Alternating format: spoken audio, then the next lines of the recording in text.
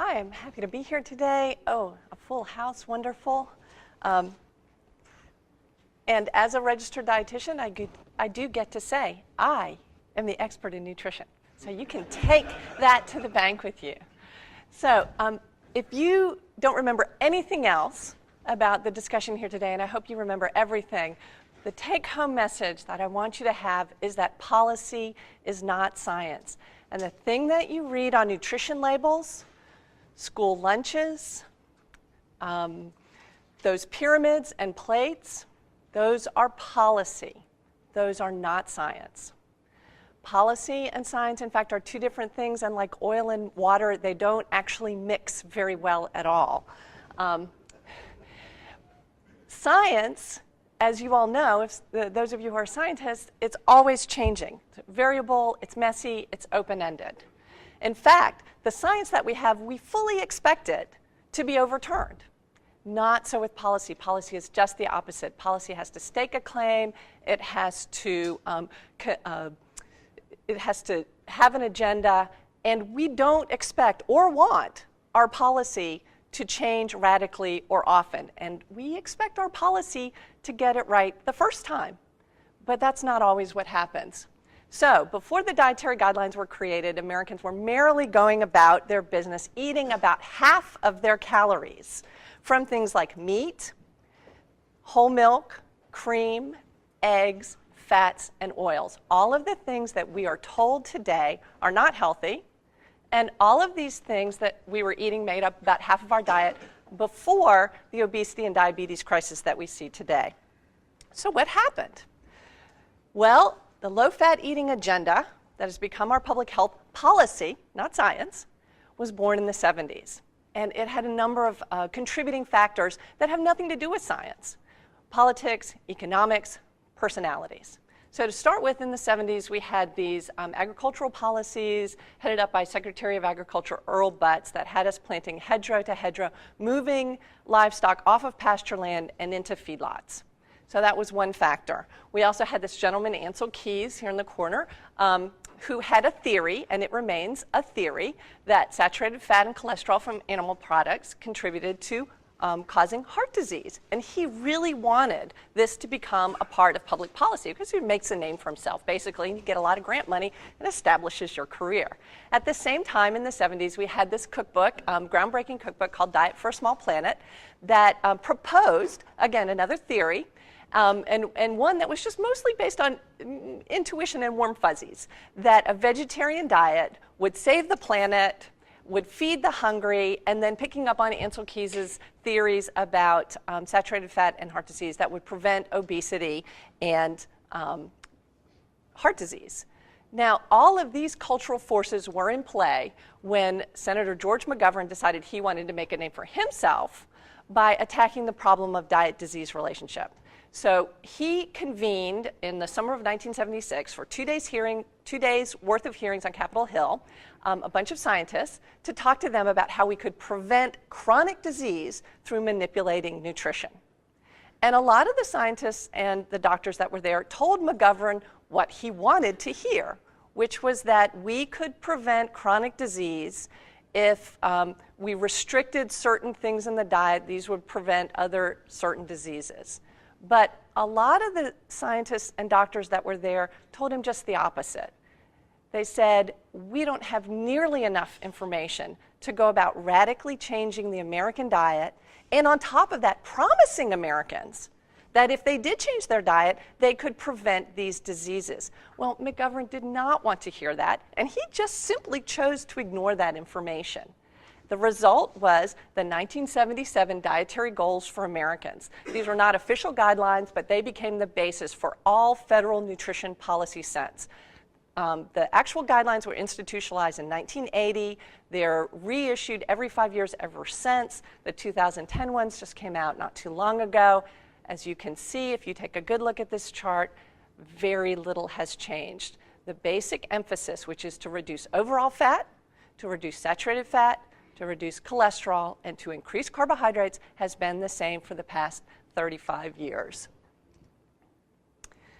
Secretary Tom Vilsack, when he introduced the 2010 guidelines, said, and I quote, The science behind these guidelines is unquestioned. He also confessed that he'd never actually read the guidelines until he became Secretary of Agriculture, so I personally will forgive him for being completely ignorant about the controversy that had been raging in the nutrition community for the past 35 years. Back in 1976, when McGovern held his hearings, we skipped a slide, there we go, one of the doctors that he chose to ignore said it's been impossible to demonstrate that people who have heart attacks eat differently from people who don't have heart attacks. 35 years later, what does the science say? It says there is no clear effect on dietary interventions that reduce or modified fat on mortality, cardiovascular mortality, heart attacks, stroke, cancer, diabetes. This is a meta-analysis by the Cochrane Review, 48 studies, over 65,000 participants. And this is just about the fat part of the dietary guidelines. The truth is that the food patterns that are recommended in our dietary guidelines have never been tested for health benefits. This quote is from the dietary guidelines themselves. So they admit that these ideas that we take as science have never actually been tested. But because the power of policy is what it is, once it became institutionalized as guidelines, public health professionals, and I'm one of them now, and one of our main jobs is once a policy is instituted, it is our job to maintain a consistent public health message, even if we don't have the science to back it up. So, even though we didn't have the science, Americans learned to fear fat anyway. And even though we didn't have any science that proved that eating red meat was detrimental, we decreased our intake of red meat. Even though we didn't have any science to prove that it was beneficial, we increased our intake of carbohydrates. So you'll hear a lot of people say, oh, people don't follow the guidelines anyway. Nobody knows about the guidelines. Secretary Vilsack didn't know about the guidelines. The truth is our eating habits changed. We ate less saturated fat. So now we have decreased our intake of saturated fat since the dietary guidelines were created. It's true that we've increased our calories, but all of that increase has come from carbohydrate. So we've actually done exactly what the guidelines told us to do: decrease saturated fat and increase carbohydrate. They never mentioned anything about calories. They only started talking about that recently because we got fat. So, have the dietary guidelines prevented increases in chronic disease? Let's see. Well, heart disease, which was our primary focus for creating the guidelines in the first place, has actually gone up since the guidelines were created. Heart failure has gone up dramatically since the guidelines were created. Stroke has gone up. Cancer, these are all cases of new cancers, have gone up. Diabetes has increased dramatically, and what you see there is a little bit of lag time, giving people the opportunity to become insulin resistant and diabetic.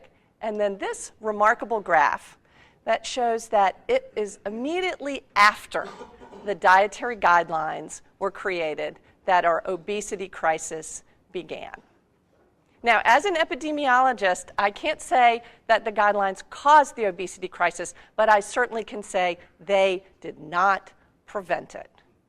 And just as science is not the only thing that influences public health policy, health outcomes are not the only things that are affected by public health policy.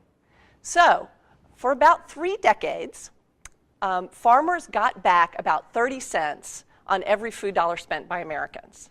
After the dietary guidelines were instituted, that amount decreased precipitously to about 19 cents on the dollar, and that's where it's been for about a decade.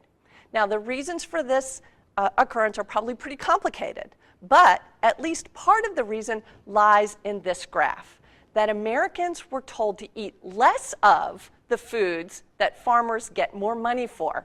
Less whole milk, less butter, less beef, where farmers get back more of the money per dollar spent on those foods. And we were told to eat more processed foods like flours, like vegetable oils, like cereals and breads, where part of that dollar that was going to the farmers is now going to processors and to marketers.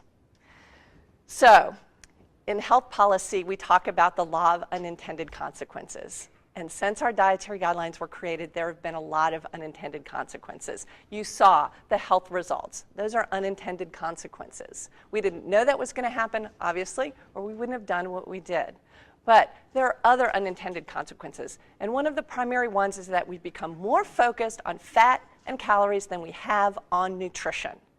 That foods that have a low-fat label, no matter what other garbage they have in them, that's considered more healthy than whole natural foods. So something that has 90% less fat and is made out of who knows what is safe. It has a label, it has a package, we can tell how many things it has in it, and then food that comes on a plate, like this beautiful steak here, is scary to us.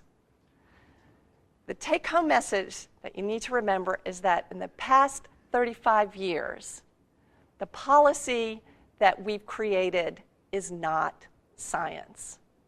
There were a lot of things that pushed us in a particular direction to think about food the way they did, and that direction was the wrong direction. We did not get it right the first time out. And since that time, there has been no change in direction. We haven't even tested these theories. So now, I give to you the idea that maybe it's time to put the burden of proof on the policymakers who are telling us that there are whole, nutritious foods full of valuable nutrients that they've said are dangerous, foods that we were eating long before the obesity and diabetes crisis occurred, that they need to prove to us that those foods are dangerous before they tell us to stop eating them. Because the past 35 years of public health nutrition policy in America has not worked to protect the health of Americans, and it has not worked to protect our farm economy. Thank you very much.